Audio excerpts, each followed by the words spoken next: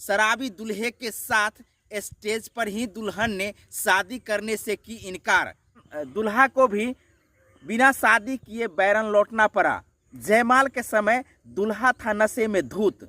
मधुबनी जिला के बासोपट्टी थाना के झिटकोलिया गांव में बारात आई थी।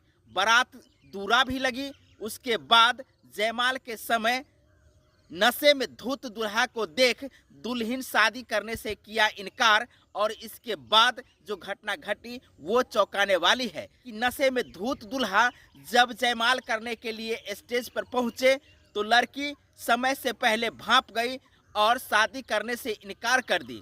इस प्रकार की परिदृश्य बनने के बाद बाराती एवं सराती के बीच हो हल्ला शुरू हो गया। हो हल्ला शुरू होते होते मारपीट तक चली गई।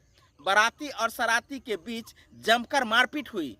इस प्रकार की घटना के बाद बाराती जैसे तैसे भागने लगे तो वहीं आपको बता दें कि दूल्हा भी बिना शादी किए भाग गए, क्योंकि मामला ही कुछ ऐसी हो गई थी जहां दुल्हन शादी करने से इनकार कर दी। बता दें कि मामला मधुबनी जिला के बासोपट्टी थाना के झिटकोलिया गांव की है और झिटकोलिया गांव के कटैया मुसहरी की है, जहां नेपाल से बाराती आई थी। नेपाल से बाराती आने के बाद बाराती का स्वागत भी किया गया, दूरा भी लगे, लेकिन मामला तब बिगड़ गया जब दुल्हन स्टेज पर जयमाल के लिए पहुंची। तो दुल्हन जब स्टेज पर जयमाल के लिए पहुंची तो दूल्हा की हालात को देख करके वो भौचक हो गए।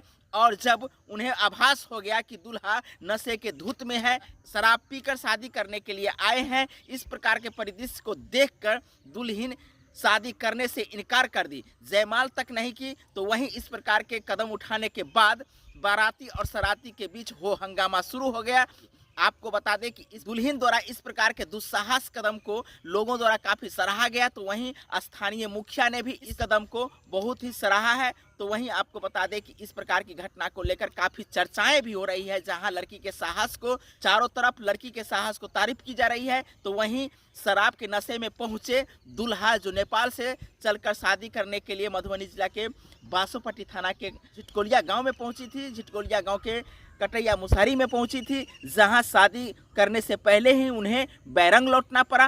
कारण यही था कि दूल्हा शराब के नशे में था और शराब के नशे में होने के कारण दुल्हन शादी करने से इनकार कर दिया। और इस प्रकार के कारण दूल्हा को बिना शादी किए ही नेपाल बैरंग लौटना पड़ा। और इस प्रकार के कदम को आप लोग किस रूप में देख रहे हैं, कमेंट करके ज़रूर बताएं। बहुत बहुत धन्यवाद।